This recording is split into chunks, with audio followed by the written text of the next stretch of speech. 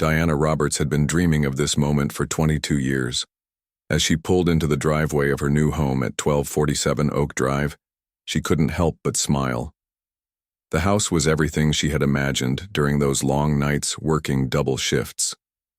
White brick exterior, perfectly trimmed hedges, and a neighborhood so quiet you could hear birds singing from 3 houses away. She stepped out of her unmarked patrol car and stretched her arms above her head. At 43, Diana had earned every gray hair that now streaked through her dark curls. 22 years of police work had taken her from a rookie officer walking the beat to the sheriff of the entire county. She was the first woman to hold the position, and definitely the first black woman. But today she wasn't thinking about breaking barriers or making history. Today she was just a tired woman who wanted to water her plants in peace. The moving truck had arrived 3 hours earlier, and Diana spent the afternoon directing workers through her front door. Box after box disappeared into rooms that still smelled like fresh paint. Her neighbors watched from their windows, curtains pulled back just enough to get a good look. Diana noticed but didn't mind. New neighbors always drew attention, especially in a place like Willowbrook Estates. Willowbrook was the kind of neighborhood where every lawn looked like it belonged in a magazine. The Homeowners Association had rules about everything from mailbox colors to the height of garden gnomes. Diana had read through the thick packet of regulations twice before signing her contract. She knew what she was getting into, and she was ready to follow every rule to the letter. By evening, Diana sat on her front porch with a glass of sweet tea watching the sun set behind perfectly spaced streetlights. Her radio crackled softly beside her.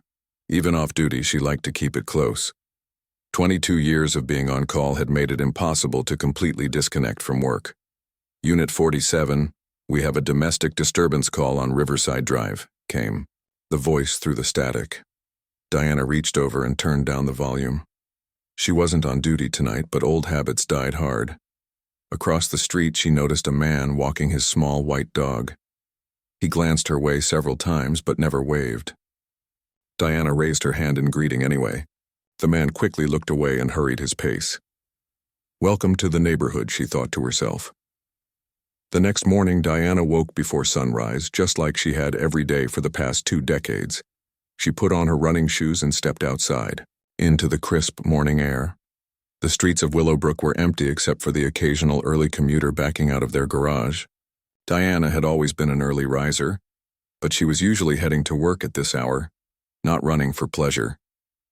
She jogged past houses that all looked similar but somehow managed to feel completely different from each other. Some had elaborate flower gardens that must have cost thousands of dollars. Others had simple, neat lawns without a single weed in sight. Every driveway was clean enough to eat off of, and every fence was painted in approved, neutral colors. As she rounded the corner, onto Maple Street, Diana noticed a woman in a bathrobe retrieving her newspaper. The woman looked up as Diana approached, and for a moment their eyes met. Diana smiled and waved, but the woman quickly grabbed her paper and disappeared back inside her house. The front door clicked shut with unusual force. Diana slowed her pace. She had lived in many neighborhoods over the years, from tiny apartments near the police academy to a small house on the wrong side of town. But she had never lived anywhere quite like this. The silence felt different here.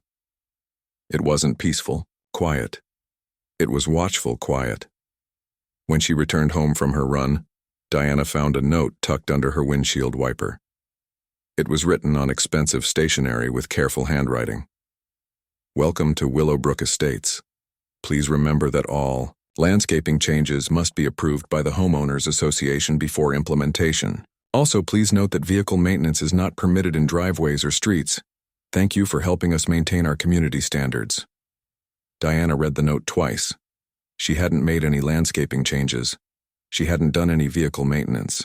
Her car was clean and properly parked in her own driveway. What exactly was this note referring to? She looked around her front yard, trying to see what might have triggered the warning. Her moving boxes were still stacked neatly beside her garage, waiting to be broken down and recycled. Maybe that was it. Maybe the boxes were considered clutter. Diana spent the next hour breaking down cardboard and loading it into her car for a trip to the recycling center. As she worked, She noticed more neighbors watching from their windows.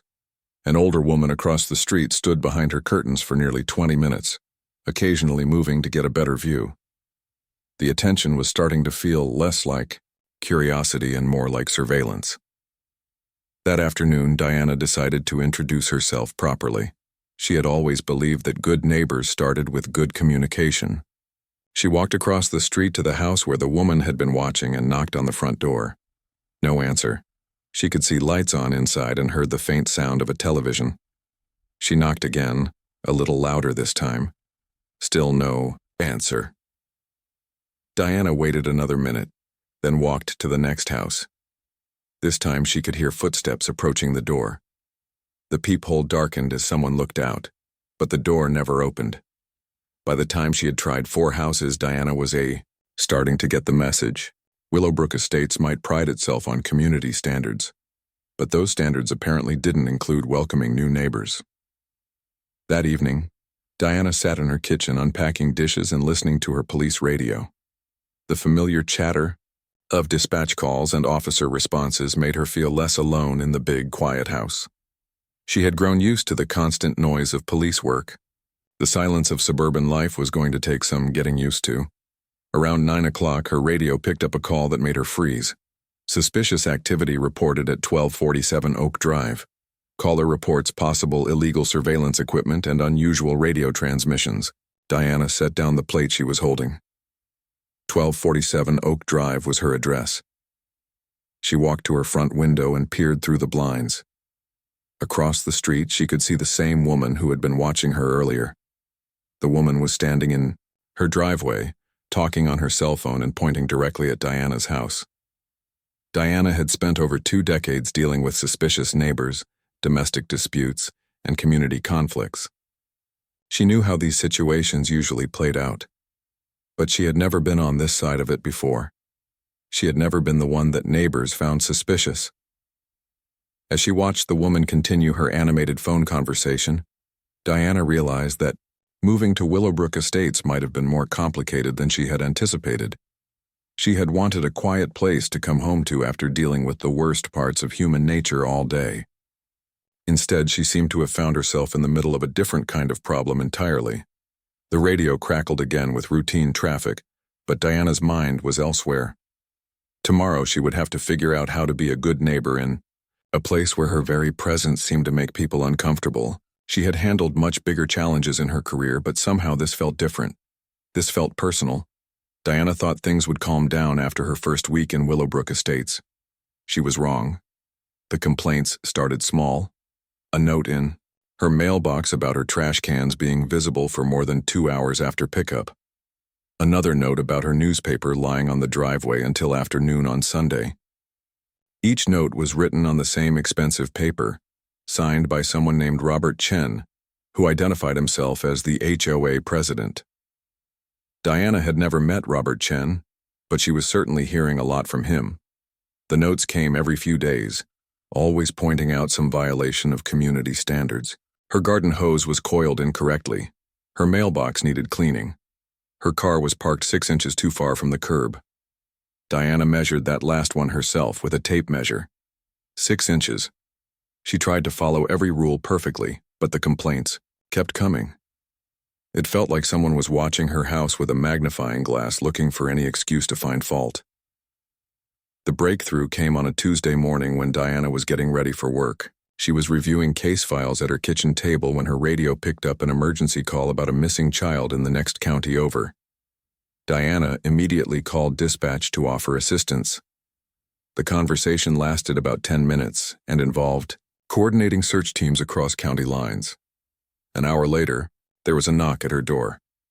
Diana opened it to find a thin man in his 60s wearing khakis and a polo shirt that probably cost more than most people's grocery budget. His silver hair was perfectly styled, and his expression suggested he had never met a problem that couldn't be solved by speaking to a manager. "Are you the resident of this property?" he asked, looking at a clipboard. "I am. Diana Roberts." She extended her hand, but the man didn't take it. "Robert Chen, HOA president. I'm here about the noise complaints."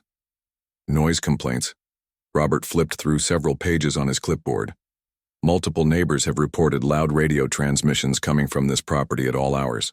This morning's incident was particularly disruptive. Broadcasting emergency communications is not permitted under our community guidelines. Diana stared at him. Sir, I think there's a misunderstanding. The misunderstanding is thinking you can operate some kind of radio station from a residential property. Robert's voice was getting louder. I don't know what kind of business you're running here, but this is a family neighborhood. I'm not running any business, that was my police radio. Robert snorted. Your police radio? Ma'am, impersonating law enforcement is a serious crime. I'm going to have to report this to the real authorities.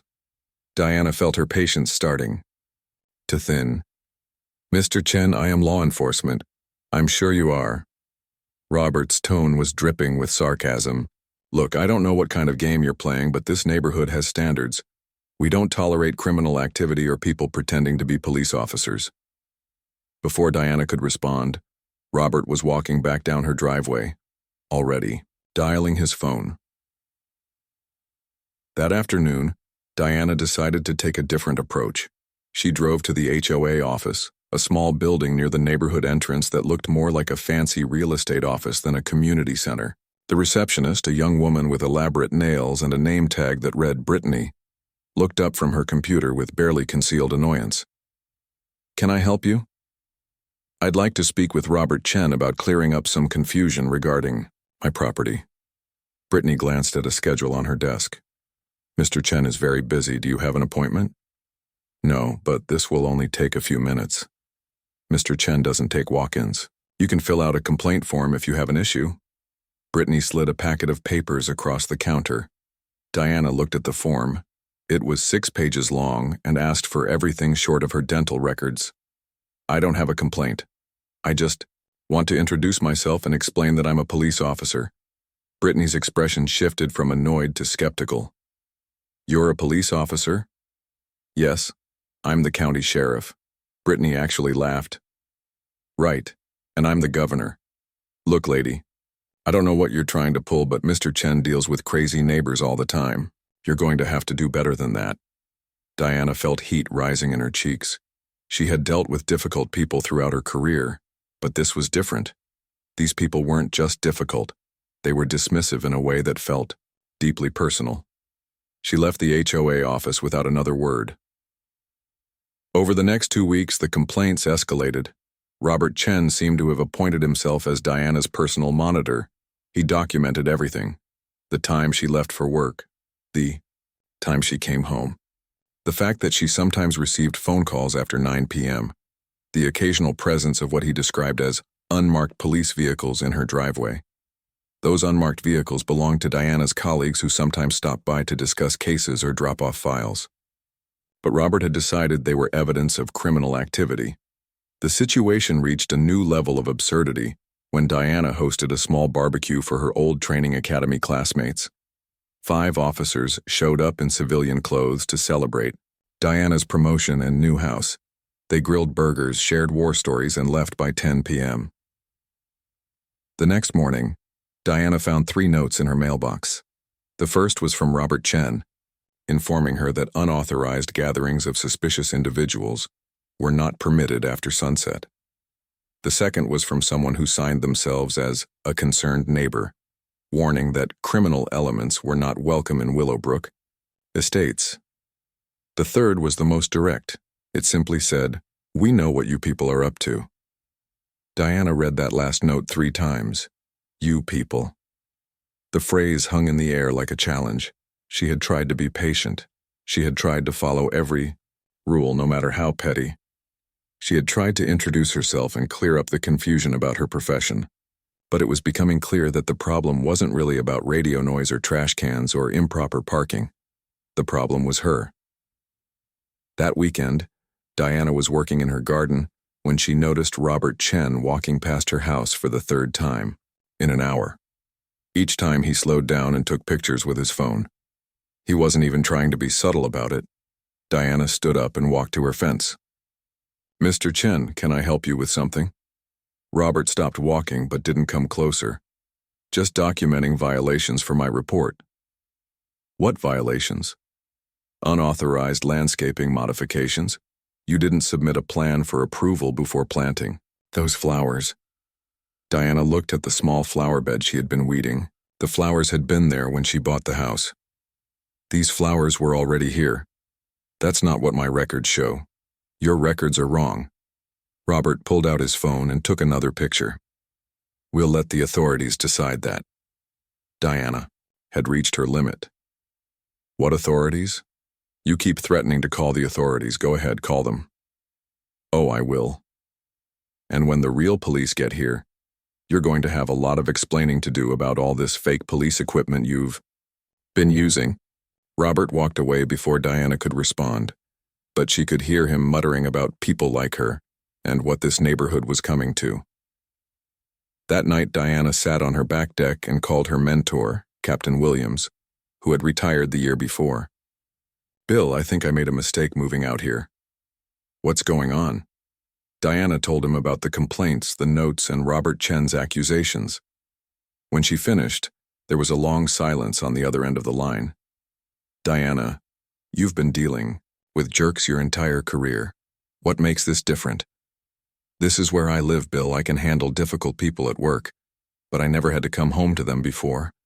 So what are you going to do? Diana looked out at her perfectly manicured yard and her quiet, beautiful neighborhood. She had worked 22 years to afford this house. She had earned the right to live here. I'm going to wait, she said finally.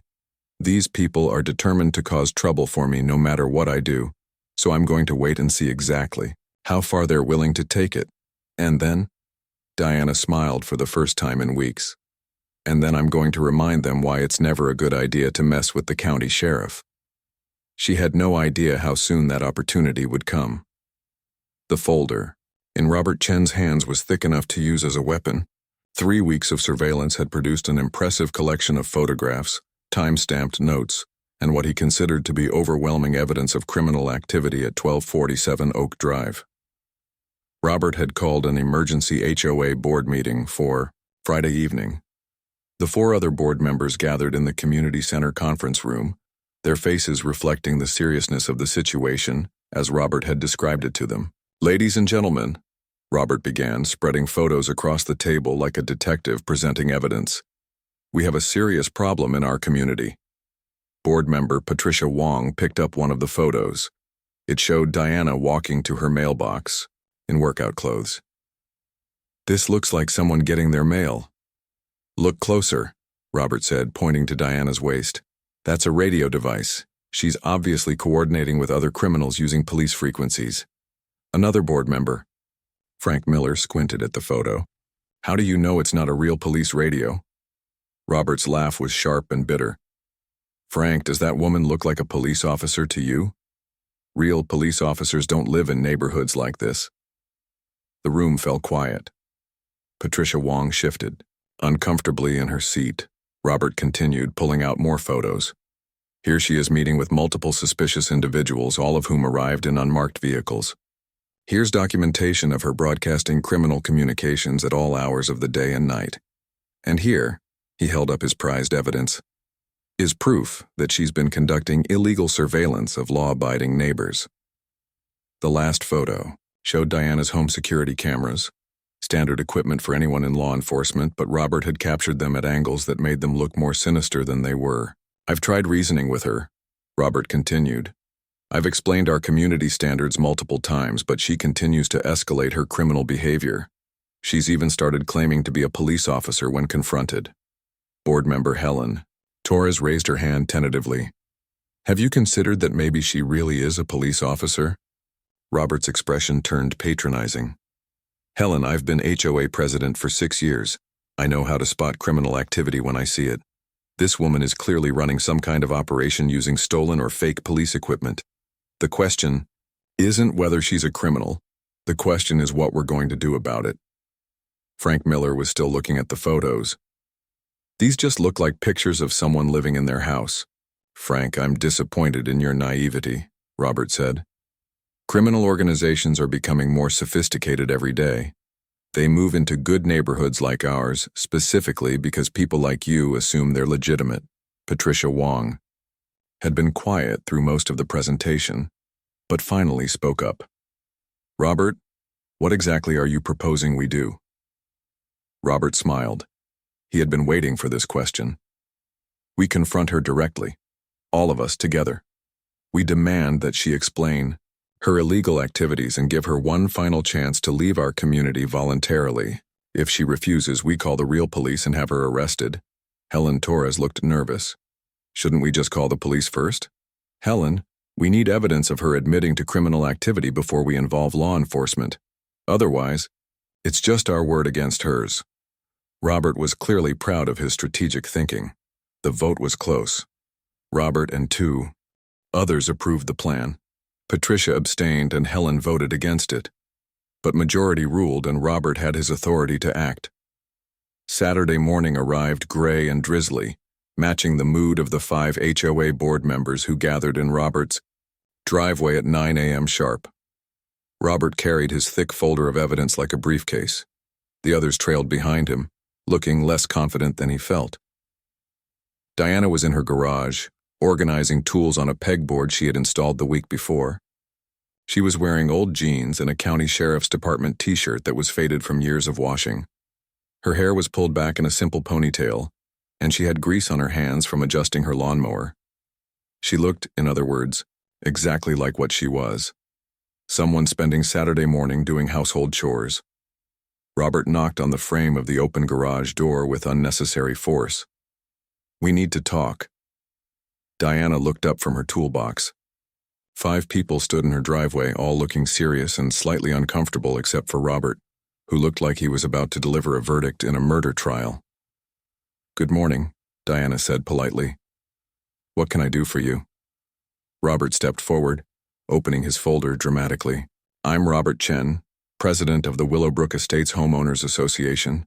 These are my fellow board members. We're here to discuss your illegal activities." Diana set down her wrench and gave him her full attention. "My illegal activities? Don't play dumb. We have extensive documentation of your criminal behavior." Robert pulled out the first photograph. "Explain this radio equipment." Diana glanced at the photo, which showed her police radio sitting on her kitchen counter. "That's my work radio." "Your work radio?" Robert's voice dripped with skepticism. "Ma'am, we know you're not a police officer. Real police officers don't live in neighborhoods like this." Patricia Wong winced visibly at Robert's words but said nothing. Diana felt something cold settle in her stomach. "Excuse me? Look, we understand that criminals are getting more sophisticated these days." Robert continued, warming to his theme, "but using fake police equipment to intimidate honest citizens is a serious crime. We're giving you one chance to pack up your operation and leave voluntarily." Diana looked at each of the board members in turn. Only Patricia Wong had the decency to look embarrassed. The others stood behind Robert like backup singers, nodding along with his accusations. "And if I don't leave voluntarily?" Diana asked quietly. Robert smiled triumphantly. "Then we call the real police and have you arrested for impersonating an officer, conducting illegal surveillance, and disturbing the peace." Diana nodded slowly. "I see. And you're absolutely certain that I'm not a police officer?" "Lady, I've been in law enforcement consulting for 20 years, Robert lied smoothly. "I know what real cops look like, and you're not it." Helen Torres spoke up nervously. "Maybe we should just call the police first and let them sort this out." Robert waved her off. "Helen, we need a confession first. Otherwise, she'll just claim we're harassing her." He turned back to Diana. "So what's it going to be? Are you going to admit what you're really doing here?" Diana was quiet for a long moment, studying Robert's face. She had dealt with bullies her entire career. She had faced down drug dealers, domestic abusers, and armed robbers. But there was something particularly infuriating about Robert Chen's smug certainty that he had her figured out. "Mr. Chen," she said finally, "you seem very confident that you know who I am and what I do for a living." "I am confident, very confident." "And you're absolutely sure that calling the police is the right move here?" Robert's smile widened. "I've never been more sure of anything in my life." Diana nodded again. "Okay then, I think you should definitely call the police." Robert blinked, clearly not expecting this response. You want us to call the police? I insist on it. In fact, call them right now. I'll wait right here. The board members exchanged uncertain glances. This wasn't how Robert had said it would. Go. Robert pulled out his phone, but hesitated. You're not going to run? Diana almost laughed. Mr. Chen, I'm not going anywhere. Make your call. Robert dialed 911, keeping his eyes on Diana as if she might disappear in a puff of smoke. When the dispatcher answered, he spoke loudly enough for everyone to hear. Yes, I need police assistance at 1247 Oak Drive in Willowbrook Estates. We have someone here impersonating a police officer and conducting illegal activities. She's got fake police equipment and she's been running some kind of criminal operation. Diana listened to Robert's dramatic description of her supposed crimes, noting how he embellished details with each sentence. When he finally hung up, she smiled. How long did they say it would take for officers to arrive, she asked. 10 to 15 minutes, Robert replied, looking confused by her calm reaction. Perfect. That'll give me time to get properly dressed. For company. Diana walked toward her house, then paused at the door. Mr. Chen, when the officers arrive, make sure you tell them exactly what you told me. About how you're certain I'm not a real police officer. About how real police officers don't live in neighborhoods like this. Make sure you're very specific about that part. Robert's confidence wavered slightly as he watched Diana disappear into her house. Something about her reaction wasn't right. Criminals were supposed to panic when threatened with arrest. They were supposed to run or beg or offer bribes. They weren't supposed to smile and ask you to call the police. For the first time since this whole situation began, Robert Chen wondered if he might have made a mistake. But it was too late now.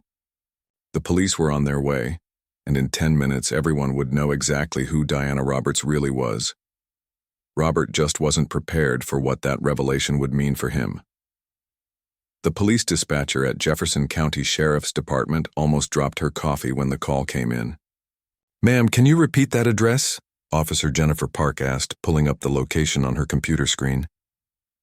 47 Oak Drive, Willowbrook Estates, Robert Chen repeated impatiently. Like I said, we have someone here impersonating a police officer. She's got fake radio equipment and she's been running some kind of criminal operation out of her house. Jennifer stared at her screen. 1247. Oak Drive was listed as the home address for Sheriff Diana Roberts. She had personally delivered mail to that address twice in the past month when Diana forgot her lunch at home. Sir, can you describe this person who's allegedly impersonating an officer? Black woman, about 40, drives an unmarked police car. She's been claiming to be some kind of sheriff, but we all know that's impossible. Jennifer felt her eyebrows climb toward her hairline. Why is that impossible, sir? Robert's voice took on that patronizing tone he used when explaining obvious things to stupid people. Well, obviously, real police officers don't live in neighborhoods like this. Plus, she doesn't look like any sheriff I've ever seen. Jennifer muted her headset and turned to Deputy Chief Martinez, who was reviewing reports at the next desk. Chief, you need to hear this. After listening to Jennifer's summary, Deputy Chief Martinez shook his head slowly. This is either going to be very funny or very ugly, probably both. He picked up his radio. All units in Sector 7, we have a unique situation developing at 1247 Oak Drive. I'm responding personally. Anyone available for backup should probably head that way. Should I notify Sheriff Roberts? Jennifer asked. No need. I'm pretty sure she already knows. Back at Willowbrook Estates, the HOA board members stood awkwardly in Diana's driveway, waiting for the police to arrive. Robert paced back and forth, occasionally glancing at Diana's front door and muttering about criminal behavior and property values. Patricia Wong had been quiet since Robert's comment about what real police officers looked like, but she finally couldn't stay silent anymore. Robert, what if we're wrong about this? Wrong? Robert stopped pacing. Patricia, I've documented everything. The evidence is overwhelming. But what if she really is a police officer? Frank Miller nodded. I've been thinking the same thing. Her car really does look like an unmarked police vehicle. Robert's laugh was sharp and dismissive. Frank, criminals buy used police cars at auction all the time. It's part of their cover. What about her radio equipment? You can buy police scanners anywhere. She's probably been listening to real police frequencies to make her impersonation more convincing. Helen Torres spoke up nervously. Robert, maybe. We should have tried talking to her first before calling the police.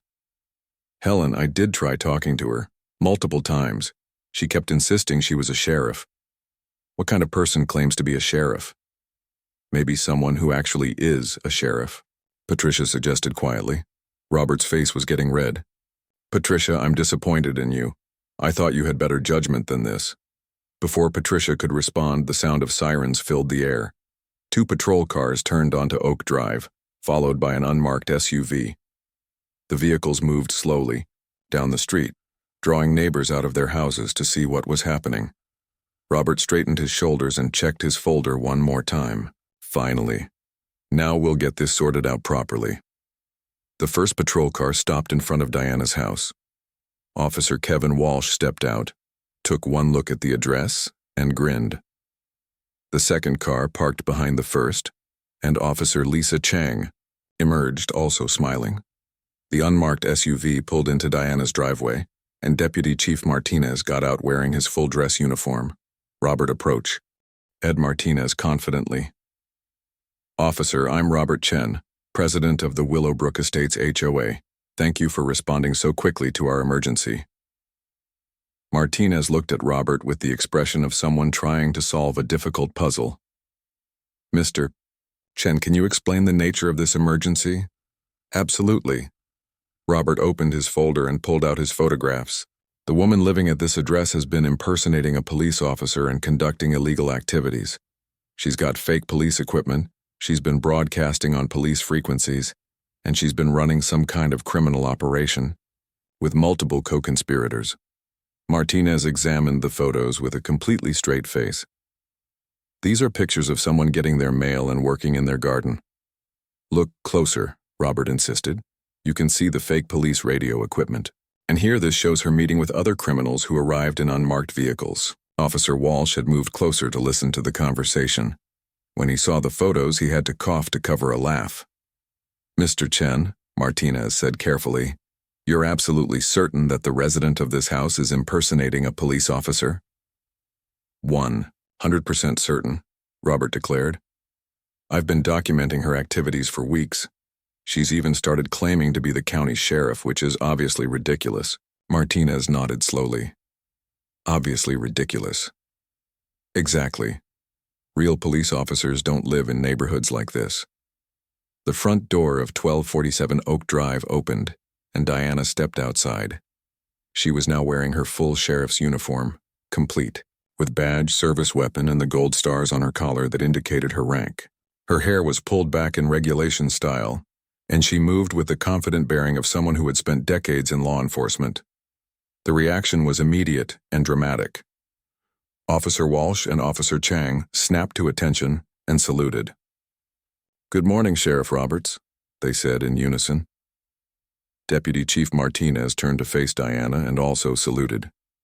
Sheriff, we received a complaint about suspicious police activity at this address. Diana returned the salutes and walked down her driveway toward the group. Deputy Chief Martinez, I appreciate you responding personally. She turned to Robert, who was standing frozen with his mouth slightly open. Mr. Chen, I believe you wanted to file a complaint about illegal police activity? Robert's folder slipped from his hands, scattering photographs across the driveway. His face had gone pale, and he seemed to be having trouble forming words.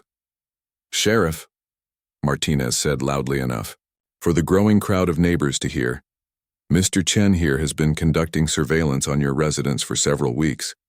He's documented your daily activities, photographed your personal property, and called 911 to report that you're impersonating a law enforcement officer. Diana nodded seriously. I see. Mr. Chen, is this accurate? Robert finally found his voice, though it came out as barely more than a whisper.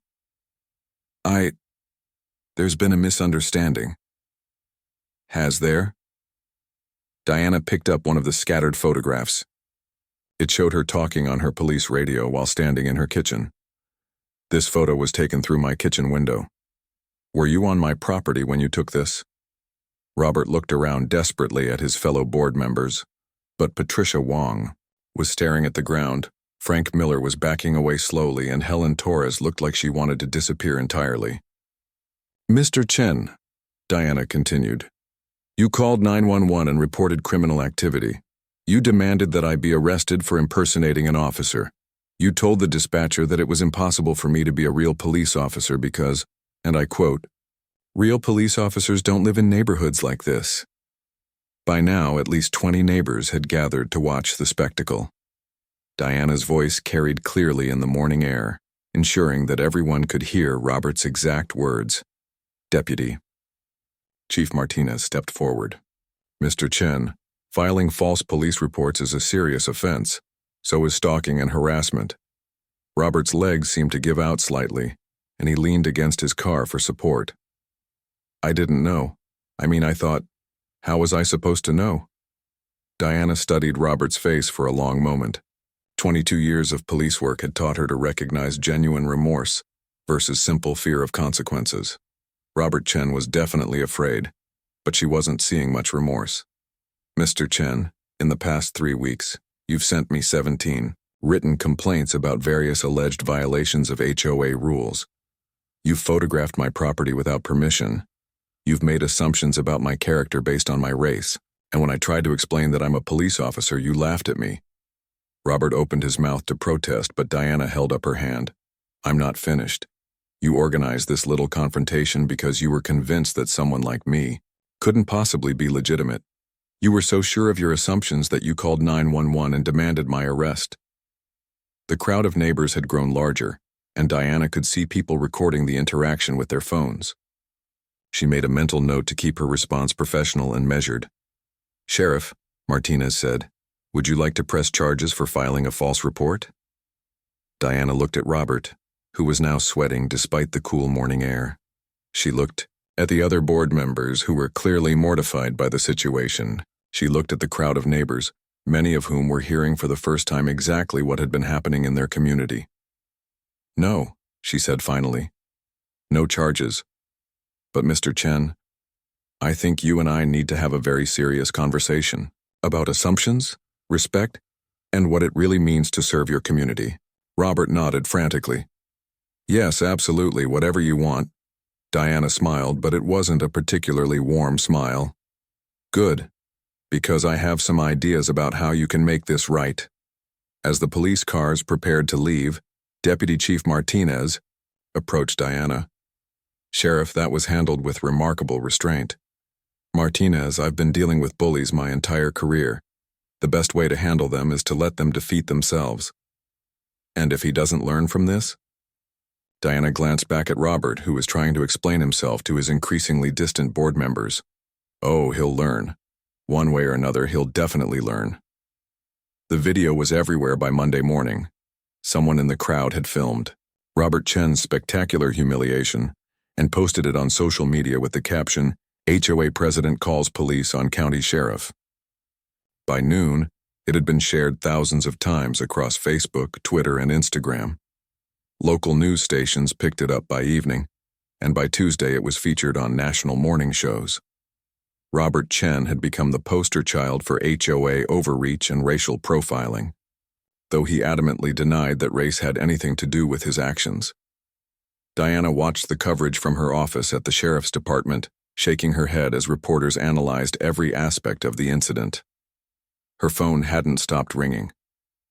Interview requests from news stations, calls from other law enforcement agencies sharing similar experiences, and messages of support from community members.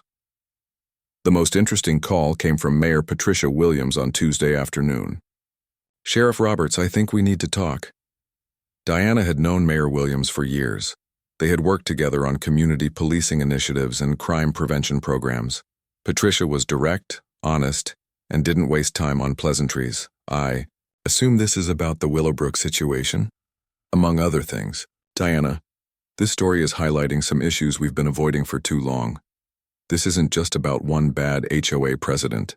It's about patterns of behavior that happen all over the county. Diana leaned back in her chair. What are you thinking? I'm thinking we need to turn this mess into something positive.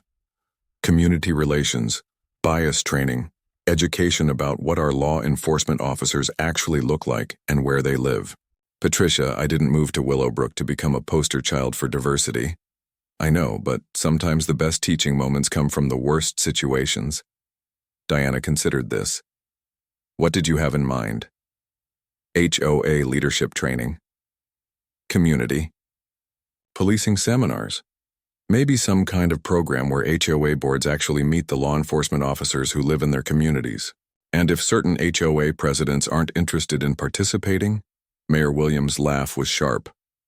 Oh, I think Robert Chen is going to be very interested in participating in whatever programs we develop. The alternative is explaining to voters why the city continues to recognize HOAs that engage in discriminatory practices. That afternoon, Diana drove back to Willowbrook Estates for the first time since Saturday's confrontation. The neighborhood looked exactly the same, but the atmosphere felt different. Neighbors who had previously ignored her now waved enthusiastically from their yards. Several people approached her car to apologize for the way she had been treated. Mrs. Patterson from 3 houses down actually knocked on Diana's door Tuesday evening. Sheriff Roberts, I owe you an apology. I knew Robert was getting out of hand with his complaints, but I didn't speak up. That was wrong of me. Diana invited her in for coffee, and they talked for over an hour about the challenges of building genuine community relationships. The thing is, Mrs. Patterson said, most of us never really talked to each other before this happened. We all just assumed everyone else was fine with how things were being run. And now? Now we're realizing that maybe we should have been paying more attention to who we elected to represent us. Wednesday morning brought another visitor. Robert Chen stood on Diana's doorstep looking like he hadn't slept in days. His usually perfect hair was disheveled, and his expensive clothes looked wrinkled. Sheriff Roberts, could I please speak with you? Diana studied his face. She had learned to read people during her years in law enforcement, and Robert looked genuinely defeated. Come in. They sat in Diana's living room, the same room where Robert had once imagined criminal activities taking place. The police radio sat quietly on a side table, no longer mysterious or threatening, just a piece of equipment that connected Diana to her work. I need to resign as HOA president, Robert said without preamble. Do you? The other board members, well, they're not speaking to me. Half the neighborhood is calling for my resignation. My own wife is embarrassed to be seen with me. Diana waited for him to continue. I've been getting calls from reporters all week. They keep asking me if my actions were racially motivated. Robert looked up at Diana. I keep telling them no, but... Robert was quiet for a long moment. But maybe they were. Not consciously, I don't think. But maybe I made assumptions I shouldn't have made. It was the closest thing to an admission Diana was likely to get. Robert, what did you think was going to happen when you called the police on me? I thought they would arrest you and everyone would see that I was right to be suspicious. And when it became clear that you were wrong? Robert's shoulders slumped. I realized that I had made a complete fool of myself in front of the entire neighborhood. And worse, I had been treating you badly for weeks, based on nothing but my own prejudices. Diana nodded. What are you going to do about it? I don't know. Resign, obviously. Move, probably. Start over somewhere else. Running away doesn't fix anything, Robert. What else can I do? Everyone hates me. Diana leaned forward. You can do better. You can learn from this. You can help make sure it doesn't happen to other people. How? Mayor Williams is developing a community relations program, training for HOA boards about bias, about building inclusive communities, about what good leadership actually looks like. She's going to need people who understand what went wrong here. Robert looked skeptical. You want me to help train other HOA boards? I want you to tell them what you learned, about the assumptions you made, about the damage those assumptions caused, and about how to do better. You think people would listen to me after this?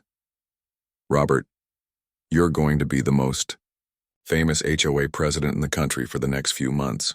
You can use that platform to do something positive, or you can run away and let someone else clean up the mess you helped create.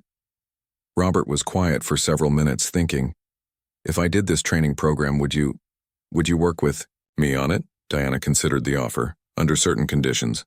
What conditions?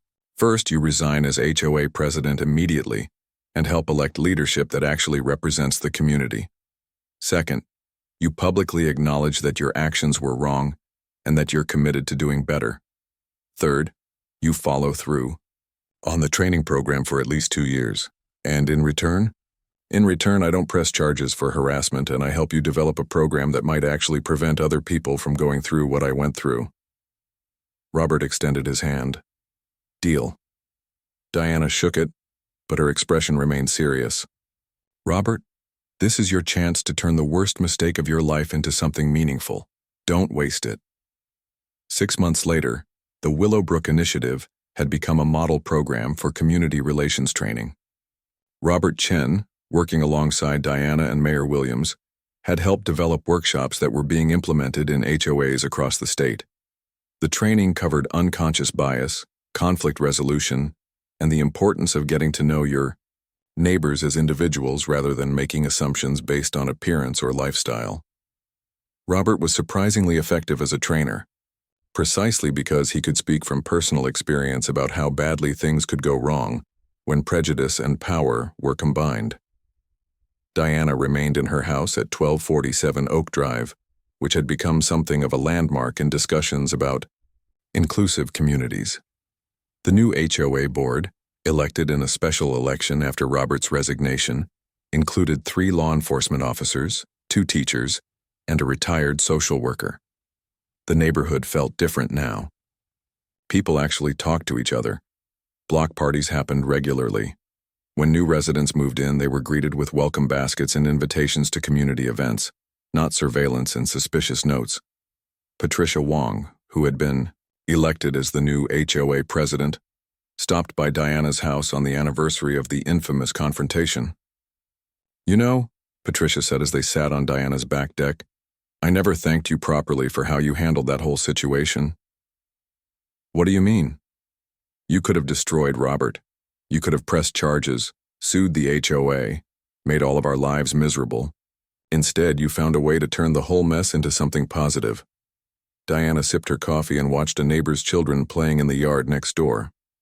Patricia, I spent 22 years learning that the best way to change someone's behavior isn't to punish them into submission. It's to help them understand why their behavior was wrong and give them a chance to do better. Not everyone would have been that generous. Maybe not. But I didn't move to this neighborhood to wage war with my neighbors. I moved here to have a peaceful place to come home to after work. And do you have that peaceful place? Diana smiled. I do now. It just took a little longer to achieve than I expected. The Willowbrook Initiative continued to grow, eventually expanding beyond HOA training to include community policing programs, neighborhood watch groups, and youth mentorship opportunities. Diana found herself speaking at conferences across the country, sharing the story of how one neighborhood learned to move beyond assumptions and build genuine community connections. Robert Chen never did move away from Willowbrook Estates. He became one of the neighborhood's most active volunteers, organizing community events and serving as a mentor for new residents. He never sought elected office again, but he found other ways to serve his community. And every morning, when Diana, Roberts, left for work in her unmarked police car, neighbors waved and called out greetings. Because they knew exactly who she was and they were proud to have the county sheriff living right next door. The radio still crackled occasionally from her kitchen, but now it sounded like what it had always been. The sound of someone dedicated to serving and protecting her community, whether she was on duty or at home, whether she was wearing a uniform or working in her garden. Sometimes the best lessons come from the most unexpected places, and sometimes the people who seem like your worst enemies can become the most effective advocates for change. It all depends on whether you're willing to give them the chance to do better. Diana Roberts had always believed in second chances. The Willowbrook incident proved that sometimes those second chances can transform not just individuals, but entire communities.